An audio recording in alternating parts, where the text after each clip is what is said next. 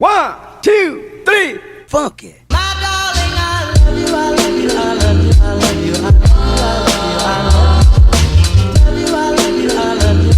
Bienvenue sur Exclusive, le podcast des cyber TDS. Merci de me rejoindre sur ce format afin de parler de l'univers des webmodèles, créatrices et créateurs de contenu pour adultes. On parle ici d'expériences de vie, de tips entre collègues, de bien-être, de culture, d'events, d'émancipation et bien d'autres sujets dans un espace safe. Moi c'est Nélane, je suis camgirl depuis 6 ans et dans cet épisode, je vous propose un format hors série dans lequel il va y avoir 2 interviews à la suite. Le premier interview avec Bénédicte Desrues et le second interview dans un épisode à la suite avec Célia Ramos Gomez. De manière générale, dans le podcast, j'interviewe principalement des TDS, notamment virtuels, mais il arrive que je fasse des exceptions lors de sujets hors série, ce qui est le cas dans ces 2 épisodes successifs. Il est important aussi que je pose le contexte de cet épisode avant de laisser la parole à mes invités. Au Mexique, comme dans beaucoup de pays, il est difficile de dénombrer la quantité d'individus exerçant le travail du sexe. À travers mes recherches, je n'ai trouvé aucune source fiable pouvant affirmer un nombre officiel. Le Mexique est un pays qui a des lois qui encadrent de manière plutôt floue le travail du sexe. Dans la loi mexicaine sont confondus exploitation et trafic sexuel ainsi que prostitution des mineurs. Le travail du sexe y est légal, mais comme dans beaucoup de pays, les droits des travailleurs et travailleuses du sexe n'existent pas ou sont très compliqués à faire valoir. C'est dans ce contexte qu'en 2026, Carmen Muñoz, elle-même TDS, œuvre afin d'ouvrir un refuge pour des prostituées âgées et en situation précaire. Elle crée la Casa Xochiquetzal, un foyer dit maison de retraite pour des travailleuses du sexe âgées et sans-abri, dans la ville de Mexico. Si on s'intéresse à l'origine du nom de la casa, c'est dans la mythologie aztèque que prend sens l'origine du mot.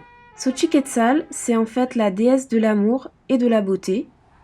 Elle est associée à un certain nombre de représentations, mais elle est surtout la protectrice des artistes et des courtisanes. Cela va faire maintenant 19 ans que la Casa Xochiquetzal existe. Elle est actuellement la seule structure de ce type en Amérique latine.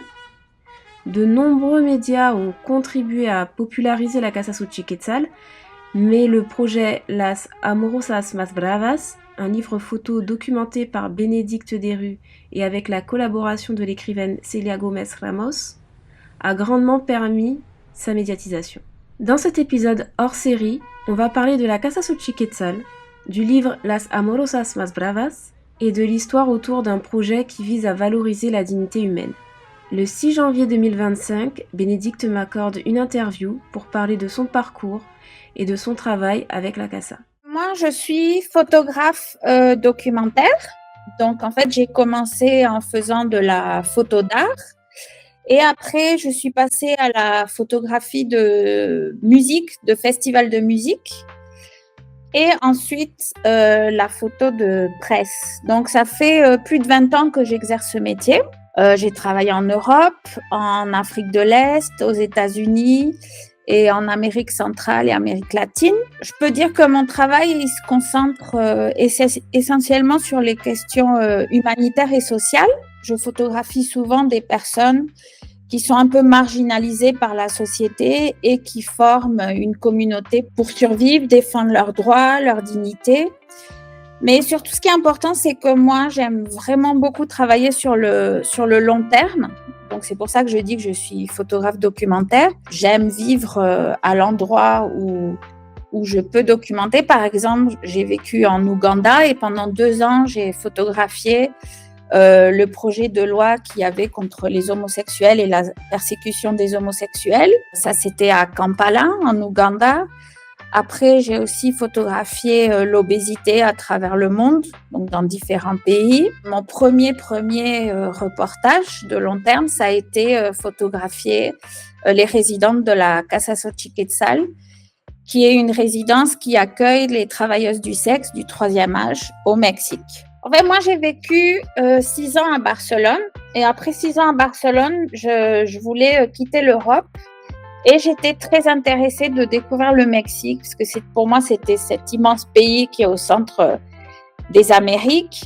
Donc, en 2005, je me suis rendue seule à la ville de Mexico. J'y suis restée 6 mois sans sortir de cette mégapole. J'ai décidé après d'y rester, puisque en fait, pendant ces 6 mois, je vivais dans un hôtel et un des associés de l'hôtel, il a accepté ma proposition de faire des photographies dans sa salle de concert en échange du logement dans l'hôtel. Donc, en fait, ça m'a permis de pouvoir rester au Mexique et ça fait plus de 20 ans maintenant que je suis arrivée au Mexique. Donc, oui, c'est ma maison. Je dirais que tu as réussi à te sociabiliser rapidement quand tu as débarqué à Mexico ou c'était un peu compliqué? Le fait de vivre dans cet hôtel, parce que c'était un hôtel où il y avait un étage, ils louaient des chambres à la nuit, et après c'était des chambres au mois. Donc c'était un hôtel où il y avait beaucoup d'artistes, il y avait, c'était assez international, il y avait aussi beaucoup de Mexicains. Moi je me souviens, j'avais fait une amie française, et un ami italien me disait non, il faut pas faire ça, non, il faut pas dire ça. Donc quand on sortait en groupe. Ça a été quand même super de pouvoir arriver dans cet endroit et pouvoir être un peu guidée pour apprendre tous les codes et les choses qu'il fallait faire, pas faire. Donc ça, c'était super. Ouais. Quand tu réalises le portrait de Carmen Muñoz, du coup la fondatrice du refuge, tu décroches un contrat avec le magazine Elle Québec, c'est ça? Oui, en fait, j'avais rencontré le journaliste canadien Maxime Coutier à un apéritif. Et une semaine plus tard, ils m'appellent et ils me disent « Tiens, le magazine féminin Elle Québec cherche une photographe pour faire un portrait de Carmen Muñoz, qui est la directrice de la Casa Xochiquetzal. » Et j'étais là, waouh, j'étais assez impressionnée. J'ai bien sûr dit oui. Donc, nous sommes rendus à la Casa Xochiquetzal. Et là, j'ai fait le portrait de Carmen. J'ai rencontré quelques femmes. Et Maxime a fait son interview. Et la mission était terminée. Mais moi, j'ai dit à Maxime, je veux vraiment y retourner. En plus, j'ai commencé à faire du photoreportage.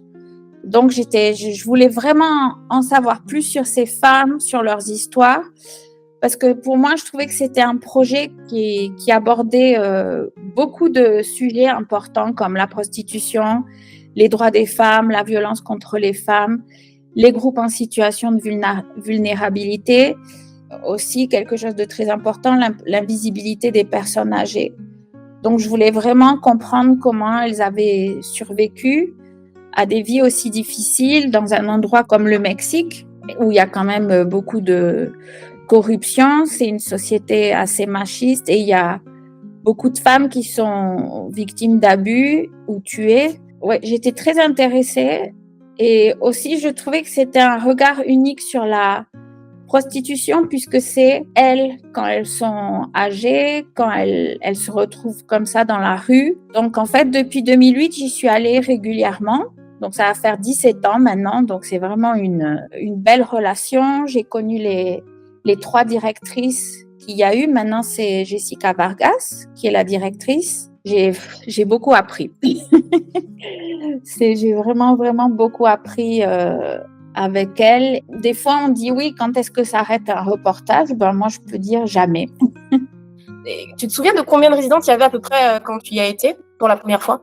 La première fois, non. Je me souviens, mais c'est toujours environ une vingtaine, toujours de femmes. Alors, des fois, il y en a plus. C'est vrai que depuis que j'y suis allée, il y en a beaucoup qui sont décédées, puisque quand même, elles arrivent beaucoup, elles sont à la fin de leur vie. Donc, c'est vraiment un endroit où elles trouvent de la paix dans leurs dernières années de vie. Donc, c'est vrai que j'en ai vu beaucoup décédés, tristement. Il y en a qui viennent. Alors, il y en a une, par exemple, elle est repartie vivre avec sa fille. Alors, elle part quelques années, elle revient. Il y en a qui partent, qui reviennent. Il y en avait une qui a disparu un jour. On n'a jamais su ce qui lui est arrivé. Donc, c'est vraiment, oui, des parcours uniques, des histoires uniques. Mais il y a toujours, oui, une vingtaine ou une trentaine de femmes à la Casa Xochiquetzal. Tu peux nous expliquer un peu les détails, mais vraiment les grandes lignes, par exemple les locaux, comment cette maison a émergé en fait? C'est en 2001. Carmen Munoz, donc c'est une travailleuse du sexe, elle a initié le projet quand elle a vu que ses collègues dormaient sur des cartons dans la rue et que ces femmes n'avaient nulle part où aller pour passer, pour dormir. Donc, elle a beaucoup lutté, elle a beaucoup bataillé et elle s'est unie avec d'autres prostituées, avec des féministes, avec des intellectuelles mexicaines très connues. Et ensemble, elles ont demandé aux autorités locales de soutenir ce projet qui est unique en Amérique latine. Je ne sais pas si au monde, honnêtement, mais je sais qu'en Amérique latine, il n'y en a pas. Et 5 ans plus tard, elles ont réussi, c'est-à-dire qu'en 2006, avec l'aide de fonds privés, avec l'aide de la municipalité de Mexico qui a mis à disposition un bâtiment qui était l'ancien musée de la boxe, la Casa Xochiquetzal, elle a pu ouvrir ses portes et donc donner une sécurité à ces femmes.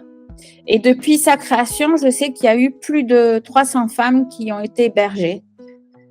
Donc, en fait, ce que fait la Casa Xochiquetzal, c'est qu'elle leur donne un toit pour dormir. Elles reçoivent plusieurs repas par jour. Très important, elles reçoivent des soins médicaux gratuits. Pour la plupart d'entre elles, c'est la première fois qu'elles reçoivent ces soins, donc c'est quand même important. Aussi, elles ont beaucoup d'ateliers, elles ont des groupes de réflexion qui leur expliquent comment faire valoir leurs droits. Elles ont aussi des ateliers plus axés sur la psychologie pour qu'elles reprennent confiance en elles. Et aussi qu'elles affrontent tous les traumatismes qu'elles ont eus dans le passé. Il y en a quelques-unes aussi qui reprennent contact avec leur famille, c'est-à-dire que la Casa Xochiquetzal les aide à reprendre contact avec ou leurs enfants ou les parents, quand elles sont plus jeunes, non? Et elles ont, il y a aussi des médecins qui viennent à la Casa parce que beaucoup, elles sont fragilisées par leur âge, elles ont de nombreuses pathologies, donc elles ont besoin de traitements très spécifiques.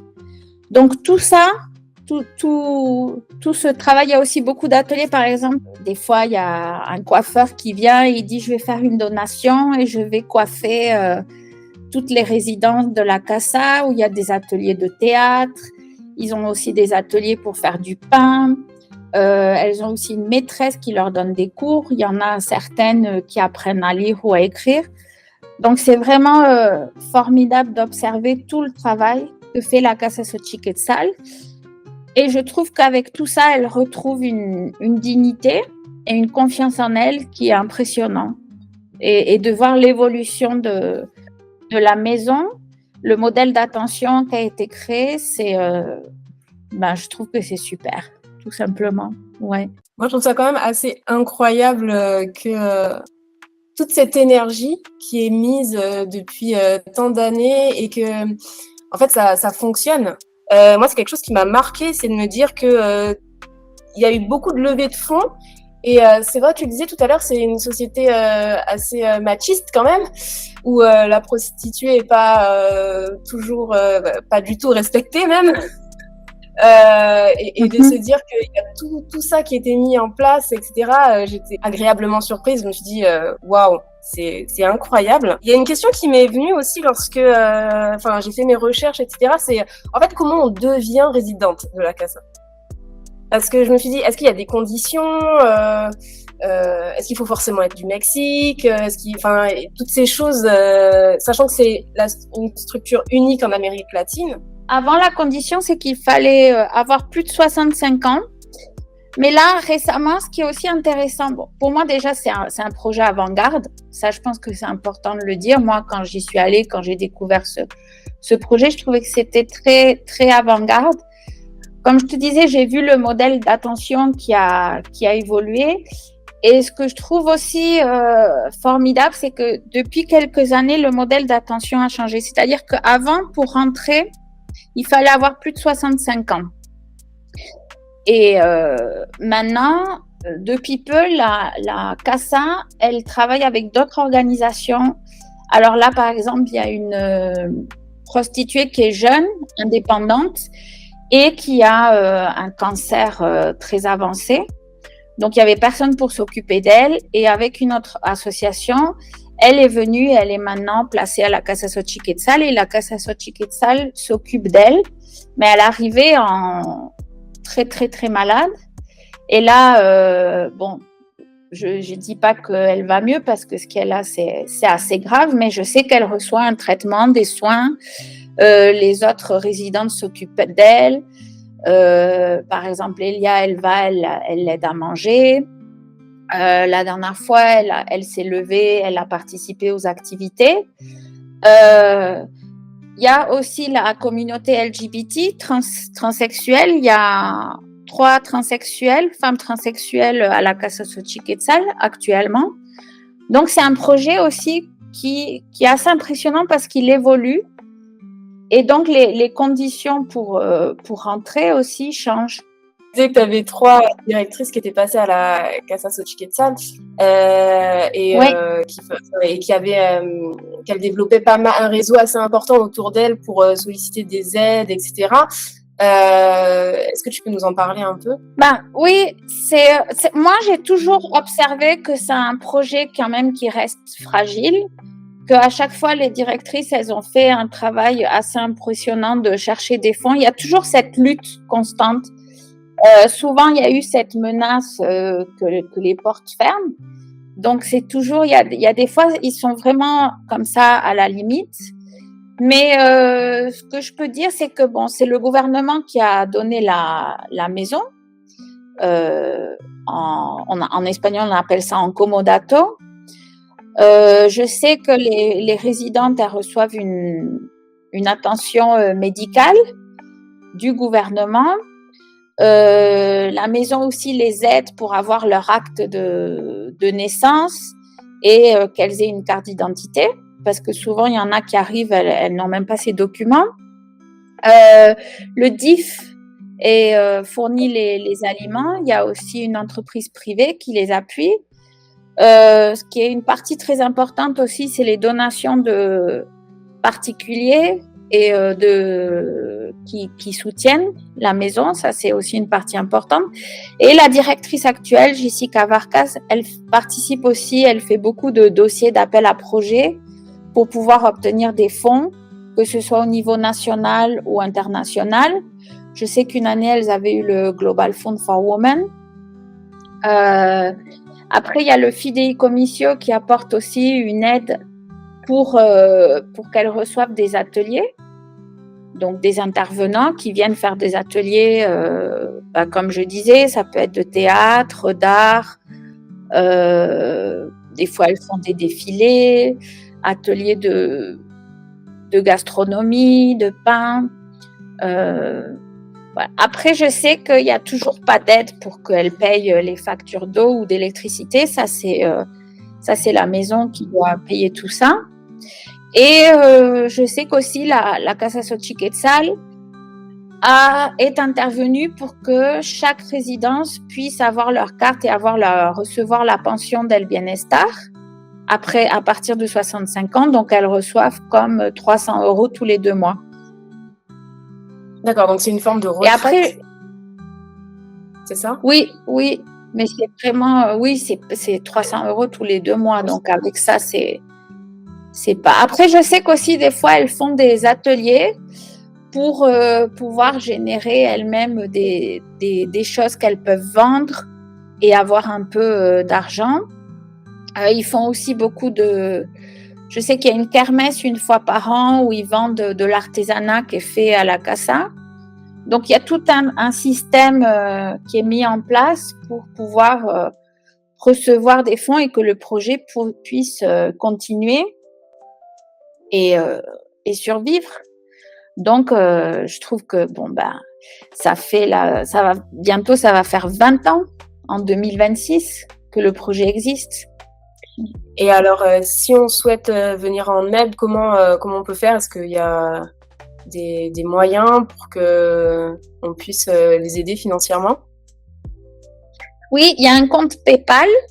Donc, c'est à mujeressochiquetzal@gmail.com. On peut trouver toutes les informations sur leur page web et elles en ont vraiment besoin.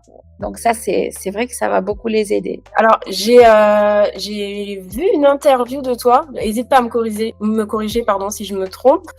Dans laquelle tu disais, c'était sur France Inter en 2016, où tu disais qu'il t'a fallu 6 mois pour créer du lien, 6 ans pour documenter le lieu, et qu'au bout de 4 ans, tu invites Célia, donc la co-autrice du livre, Las Amoruras Más Bravas, à rejoindre le projet.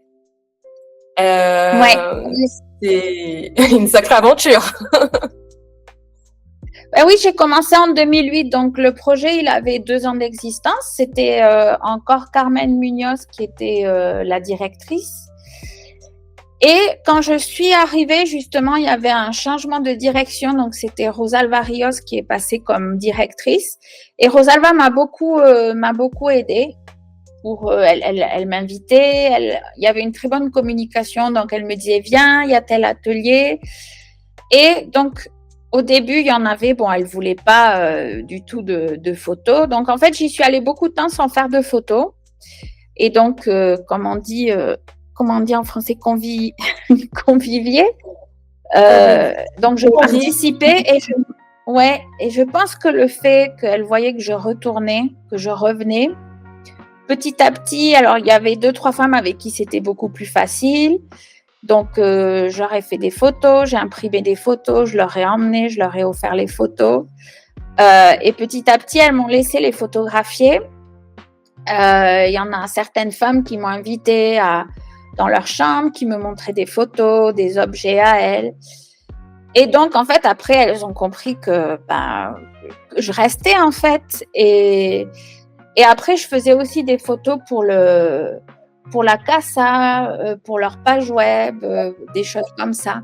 Donc, en fait, j'avais fait toutes les photos pour les cartes d'identité.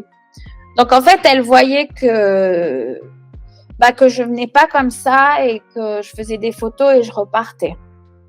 Donc, et après, là, après 4 ans, c'est vrai que je me disais, ça serait important de travailler avec une écrivain qui soit femme et mexicaine. Donc, j'ai rencontré Célia et je l'ai invitée à la Casa Xochiquetzal. Et ensemble, on a beaucoup travaillé, énormément. Célia, elle a fait énormément d'interviews, elle a passé aussi beaucoup de temps. On a décidé de faire le livre de Las Amorosas Más Bravas. Donc, en fait, ça, c'était en 2012 que Célia est arrivée. Et donc, on a fait un livre en texte-image qui relate et qui illustre le parcours et le quotidien des résidentes. Donc, il y a tous leurs témoignages. Et en mars 2014, le livre, il a été publié au Mexique, en anglais et en espagnol, et il a été tiré à 1000 exemplaires. Mais quelque chose qui était important pour nous, c'était que plus qu'un livre, on voulait que ce soit aussi un outil pour susciter des dons, c'est-à-dire que une partie des ventes du livre, elles ont été reversées à la Casa Xochiquetzal. Donc ça, c'était une façon aussi de dire, il y a un livre, mais c'est un outil pour soutenir cette auberge. Ce qu'on a fait aussi, c'est que on a fait 16 présentations où on invitait le public à porter un autre regard sur les droits des femmes, sur la discrimination, sur les stéréotypes qu'il y a souvent sur les travailleuses du sexe. Et pendant ces présentations, on invitait à une réflexion sur les préjugés concernant ces femmes. C'était pas nous qui présentions, on invite des personnalités à parler. Les femmes aussi, les résidentes ont pris le micro. C'était assez fort et émouvant pendant les présentations. Il y en a beaucoup qui ont voulu parler. Le livre a beaucoup aidé à faire une diffusion sur le travail de la Casa Xochiquetzal et à rendre la Casa Xochiquetzal visible. On a proposé le reportage à beaucoup de médias aussi, que ce soit à l'international ou au Mexique. Donc, il y a beaucoup de presse. Il y a eu beaucoup de presse, beaucoup de reportages qui ont été publiés sur la Casa et où aussi on parlait du livre. Mais ce qui est important, c'est que le livre, il a été financé par la Fondation Americana de Cine y Artes, parce que j'avais gagné un concours. Il y a le FONCA, qu'on a mis un dossier, et Célia aussi a gagné une co-inversion. Après, il y a eu le gouvernement mexicain qui a donné une partie aussi pour l'impression du livre, et on a fait un crowdfunding. Donc, en fait, ce livre, c'est un peu comme on peut dire une autopublication, et c'est nous qui avons fait la diffusion et les ventes pendant les présentations. Donc, ça a été un travail énorme de diffusion, de provoquer des reportages, envoyer à des concours. Ça a vraiment été un engagement de très longue durée. Ça a été beaucoup de travail. Il y a eu aussi des expositions photos à l'étranger. Donc, il y en a une en Espagne. On a été aussi invité à Hofstra University aux États-Unis. Donc, il y a eu une présentation, une exposition. Il y a eu aussi une exposition photo en Côte d'Ivoire, en Afrique, en Inde, et une exposition parce que j'avais gagné un concours photo qui s'appelle SOFOT. Donc, il y a eu une exposition à la Galerie Fécose à Paris. Donc, pareil, j'ai emmené des livres dans ma valise. Ça s'est fait de façon très indépendante. Alors, indépendante, mais internationale.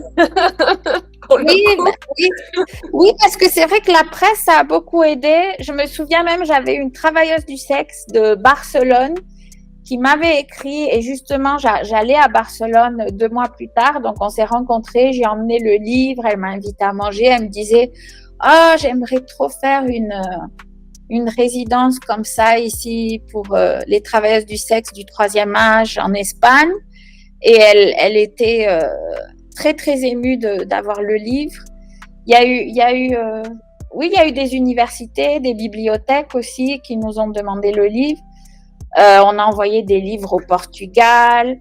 C'était des gens qui nous contactaient comme ça par Instagram, par le Facebook, qui avaient vu des articles et qui nous disaient « Envoie-moi le livre en Allemagne ». Donc, j'avais des amis, quand ils partaient, ils prenaient le livre dans leur valise. Ça a été une participation aussi de beaucoup de personnes. Oui, en fait, une communication qui a été vachement spontanée aussi.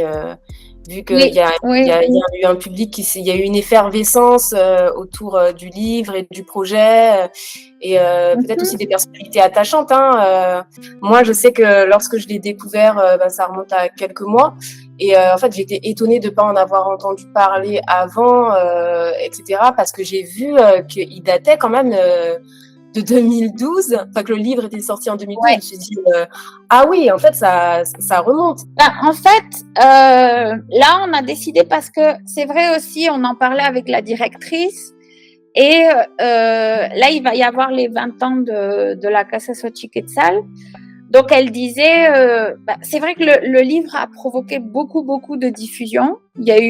Ça a beaucoup aidé la Casa Xochiquetzal, parce que c'était une visibilité énorme. Il y a eu des dons, et surtout aussi pour les femmes, elles sont très fières de ce livre. Elles ont signé le livre, comme je te disais, elles ont parlé pendant les présentations. C'est vraiment leur livre. Là, quand j'y vais, j'y suis allée le mois dernier, elle me dit « Alors, vous faites quand le livre 2 ?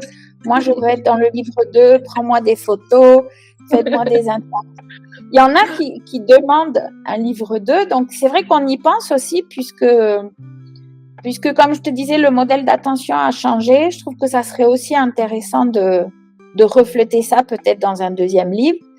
Mais là, ce qu'on voudrait dans l'immédiat, là, on est en train avec Célia de chercher des fonds pour réimprimer le livre de Las Amorosas Más Bravas 10 ans plus tard. Le livre, il a été imprimé en 2014. Il a été écoulé en 2016. Et c'est vrai qu'entre 2016 et aujourd'hui, on a eu beaucoup de personnes qui nous l'ont demandé. Et oui. Ouais. Donc là, on commence à faire une liste en disant, voilà, si on arrive à faire la réimpression, on vous préviendra. On a fait un Instagram aussi qui s'appelle Las Amorosas Más Bravas, où les gens commencent à nous suivre pour savoir un peu les avancées. Et donc là, on est vraiment en train de travailler avec Célia pour trouver ces fonds et pouvoir imprimer une édition de 1000 livres. Et pareil, qu'une partie des ventes soit donnée à la Casa Xochiquetzal. Je voulais parler d'une chose qui m'avait un petit peu marqué dans le livre, un peu pour entrer en détail. Alors, j'ai pas eu le livre, j'ai été sur ton site et j'ai regardé les clichés que tu avais. Je suppose qu'il y en a qui sont intégrés dans ce livre. Et il y a une chose qui m'a beaucoup marquée, c'était les. Alors pour donner une idée globale du livre, on voit beaucoup de moments intimes des résidentes, des moments de vie collectifs, individuels, et des moments de mort aussi, ou de disparition. Ouais. J'ai trouvé que c'était une vision vraiment différente, en tout cas tu sais, un petit peu cette vision de curiosité qu'on a envers les travailleuses du sexe, surtout les prostituées, etc. Là, on est vraiment dans le quotidien de la résidente. Et je me suis posé la question, pourquoi tu avais décidé de montrer cet aspect de leur quotidien, en fait? Pourquoi cet aspect de mort ou de disparition? On en parlait un peu plus tôt, mais il y a une personne qui a disparu. C'est vrai que oui, là, comme je te dis la dernière fois, en novembre, ils ont fait un altar à la Casa Xochiquetzal pour le jour des morts. Et j'étais même moi impressionnée de la quantité de photos des femmes qui sont dans le livre et qui ne sont plus présentes aujourd'hui. Comme je te disais, moi, mon travail, c'est documentaire. Donc, c'est montrer. C'est vraiment, pour moi, c'était important de capter tout ce qui se passe, tout ce que je vois, tout ce que j'observe, les défis qu'il y a. Parce que, par exemple, par rapport à la mort, moi, il y a une histoire qui m'a impactée. C'est Norma, elle a un tatou sur son bras qui dit Norma. Et donc, avec Célia, on lui demandait, raconte-nous l'histoire de ce tatou. Et elle dit, c'est que si un jour on me trouve morte dans la rue, c'est qu'on sache qui je suis pour pas qu'on m'envoie à la fosse commune. Donc, il y a aussi ce travail de la casa, qu'elles aient une tombe, qu'elles aient une mort digne. Il y a une photo dans le livre où on voit Renita qui est en train d'agoniser. Mais elle agonise, mais à côté d'elle, il y a sa fille adoptive et son petit-fils adoptif. Donc, pour moi, c'était important de montrer qu'elle ne meurt pas seule, elle n'agonise pas seule. Donc oui, ce sont des photos assez fortes, mais pour moi, c'était important de montrer cette réalité, de montrer qu'elles ont une mort digne, qu'elles ont une tombe, qu'elles meurent aussi en communauté. Quand il y a un enterrement, toutes les résidentes, la directrice, le personnel de la casa va au funérailles. Donc, c'est montrer cet esprit de communauté et montrer que oui, c'est la fin de leur jour pour beaucoup. Et il y a d'autres moments aussi intimes. C'est vrai que c'était aussi un challenge comme photographe parce que c'est photographié pendant 17 ans dans la même maison. Et je suis allée dans les rues, par exemple, avec elle ou je me souviens, j'étais allée dans un hôtel avec Anela, mais j'avais pas fait de photos parce que c'était pas ce qui m'intéressait. Je documentais pas dans les rues. Pour moi, c'était vraiment documenter à l'intérieur de la Casa Xochiquetzal. Donc, il y a très peu de photos. Je crois qu'il y a une photo quand ils avaient fait un voyage à la mer à Acapulco. Il y a peut-être une autre photo de Marilou quand elle est allée rencontrer sa fille à Pachuca. Mais pour moi, c'était vraiment photographier dans la Casa Xochiquetzal leur intimité, leur quotidien et tout ce qui se passe. Donc, la mort, ça en fait partie. Il y en a beaucoup qui sont décédés à la Casa Xochiquetzal. Est-ce que tu as l'impression qu'il y a eu un impact sur la vision des prostituées après ce livre? Oui. Parce que je peux te dire que toutes les présentations qu'on a fait, la salle était pleine. Il y en a qui ont pleuré, il y en a qui ont voulu qu'on fait des donations. Il y a des gens qui nous contactaient pour dire je veux faire le jour de la présentation, je voudrais venir jouer de la musique. On a eu des donations aussi pour les présentations. Et il y a eu beaucoup de gens après qui ont voulu aider, qui ont voulu participer, qui ont voulu faire des choses. Il y a eu des débats, les gens posaient beaucoup de questions, les écoutaient. Comme je te dis, ils venaient avec le livre, ils demandaient aux femmes de signer. Donc, il y avait un livre, il y avait peut-être 30 signatures sur le livre, puisqu'elles signaient chacune sur leur photo. Mais on a fait un site où on met un peu toutes ces photos des présentations, les expositions, les reportages qui ont été publiés. Et je trouve que ce site, il est beau parce qu'on voit vraiment toute la participation qu'il y a eu, autant au niveau du public que de la presse, que des gens qui ont voulu les exposer, les rendre visibles. Et je trouve que c'est beau de voir tout ça et de voir que tout ce travail porte ses fruits et qu'il y a une répercussion réelle sur la résidence. Donc pour elles, c'est vraiment, elles sont fières et elles se sentent vraiment protagonistes du livre. Et elles en veulent un autre. Qui arrivera sûrement. On espère, on y travaille, puisque de toute façon, même après le livre, comme je te disais, c'est un projet documentaire qui est devenu très personnel, où même sans savoir si on continue, autant Célia que moi, à aller à la Casa. Moi, je continue à faire des photos. Célia, elle continue à faire des interviews des nouvelles femmes. Et récemment, oui, on parlait de peut-être faire un deuxième livre aussi. Pour les 20 ans, moi, j'aimerais vraiment faire un deuxième livre pour les 20 ans de la Casa Xochiquetzal et montrer justement ce nouveau modèle d'attention avec les femmes trans, avec les prostituées qui sont actives et plus jeunes, montrer un peu l'évolution aussi et le travail que fait la Casa Xochiquetzal. C'est vraiment un travail formidable. Et l'équipe aussi, la directrice, c'est des challenges au quotidien et qu'elle le surmonte. J'espère vraiment qu'il y aura une continuité en tout cas à tout ça. Je te propose de passer à la dernière partie, la partie où on doit un peu réagir à chaud sur des photos que je te montre. C'est Claudia Sheinbaum. C'est la présidente du Mexique. C'est une femme.